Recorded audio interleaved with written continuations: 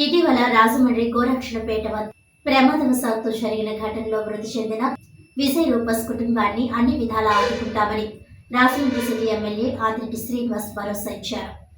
తుమ్మలోవ VV gardens ఎదురు వీధిలోని విజయ్ కుటుంబ సభ్యులను సోమవారం ఉదయం ఎమ్మెల్యే ఆదిరెడ్డి వాసు పరామర్శించారు. తమ భవానీ చారిటబుల్ ట్రస్ట్ తరపున ₹1,00,000 ఆర్థిక సహాయం అందజేశారు. అనంతరం ఆయన మాట్లాడుతూ విజయ్ చెల్లి చదువు బాధ్యతలను తాము తీసుకుంటామని చెప్పారు. అతడి సోదరుడికి మంచి ఉద్యోగం వేయిస్తామని తెలిపారు. ఇలాంటి సమయంలో ప్రతిపక్షాలు రాజకీయాలు మాట్లాడడం మానుకోవాలని హితవు పలికారు. ఎమ్మెల్యే ఎక్కడా పరామర్శకు రాలేదేమిటి అనే మాటలు వద్దన్నారు. తమ పని తాము చేస్తున్నామని స్పష్టం చేశారు.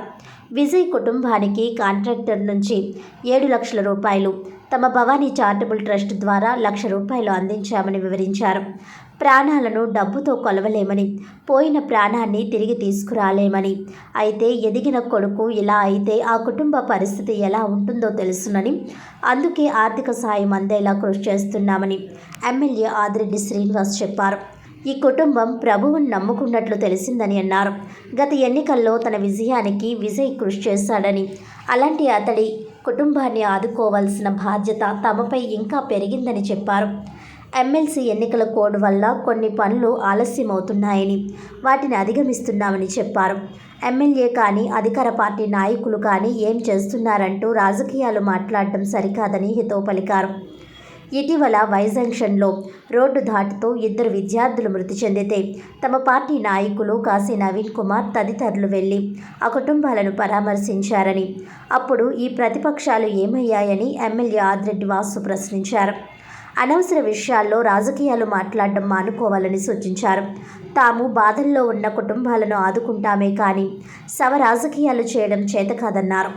వైకాపా పాలనలో తిలక్ రోడ్లోని జక్కంపూడి రామ్మోహన్ రావు వీధిలో డ్రైనేజీ నిర్మాణాలను నాటి పాలకులు ఉద్దేశపూర్వకంగా పనులు జరగకుండా అలానే ఆపేశారని, స్థానిక పరిస్థితులు, స్థానిక ప్రజలు పడుతున్న ఇబ్బందుల గురించి చెప్పినా నిర్లక్ష్యం వహించారని, ఆ నిర్లక్ష్యం ఖరీదు ఒక నిండు ప్రాణమని, ఒక కుటుంబం తమ ఇంటి పెద్దను కోల్పోయిందని ఆవేదన వ్యక్తం చేశారు. గత 5 ఏళ్లలో మోరంపూడి ఫ్లైఓవర్ వంతెన నిర్మాణాన్ని కూడా ఉద్దేశపూర్వకంగానే జాప్యం చేశారని మండిపడ్డారు. తాము ప్రతిపక్షంలో ఉన్నా, అధికార పక్షంలో ఉన్నా, తప్పు జరిగినా, ప్రజలు నష్టపోతున్నా తప్పును ప్రశ్నిస్తామని, ప్రజల తరపున పోరాడతామని అన్నారు. తెలుగుదేశం పార్టీ నాయకులు యాళ్ల ప్రదీప్, కాశీ నవీన్ కుమార్, మజ్జి రాంబాబు, ఉప్పులూరి జానకి రామయ్య, మొకమాటి సత్యనారాయణ తదితరులు ఆయన వెంట ఉన్నారు. ఇది వద్దు, రాజకీయాలు వద్దనే కదా నేను చెప్తా ఉన్నాను. చూడండి, ఇప్పుడు ఎక్కడైనా సరే ఏ సంఘటన జరిగినా మేము బాధ్యతగానే వ్యవహరిస్తూ ఉన్నాం. మొన్న వై జంక్షన్ దగ్గర ఓవర్ స్పీడింగ్తో బస్సు వెళ్ళడం వల్ల 2 పిల్లలు చనిపోయారు. ఆ రోజు కనబడ్డారు ఈ వైసీపీ వాళ్ళు. మరలా అదే మా నాయకులు నవీన్ గారు ఇదే టీం ఆ ఓవర్ స్పీడింగ్ అవడం వల్ల చనిపోయిన పిల్లలకి నష్టపరిహారం ఇప్పించి రాత్రి సుమారు 9 దాకా కూర్చున్న తర్వాత నేను మరలా వెళ్ళి అక్కడ ఆ కుటుంబానికి భరోసా ఇచ్చి రాజకీయాలు చేయకుండా ప్రశాంతంగా వెళ్ళి 1 నిమిషం కూర్చొని వాళ్ళందరితో మాట్లాడి చేయాల్సిన కార్యక్రమం చేసి వస్తూ ఉన్నాను. రాజకీయాలు చేయాలంటే వేరే అంశాల్లో చేయండి. మొన్న రాని వ్యక్తులు ఈరోజు వచ్చేసి ఎందుకు రాజకీయం? ఏం చేయాలని? ఇది తప్పు.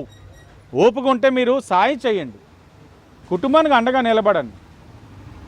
దుఃఖంతో ఉన్న కుటుంబానికి మీరు రాజకీయంగా మీ లబ్ధి కోసం ఆ అవకాశం తీసుకునేదాని బదులు ఆ కుటుంబానికి భరోసా కల్పించి, కొడుకు లేకపోయిన ఈరోజు నేను చెప్పాను, ఆ పాపకి చెప్పాను, మీకు అన్నయ్యలు ఉన్నారు, యాల ప్రదీప్ నేను అన్నయ్యలు ఉన్నాం, మీకు ఆ భరోసా ఇస్తున్నామని చెప్పాను. ఆ భరోసా కల్పించండి. ధైర్యంతో వాళ్ళు రోడ్డు మీదకి వచ్చి మరలా ఇంత ముందులా జీవించగలుగుతారు.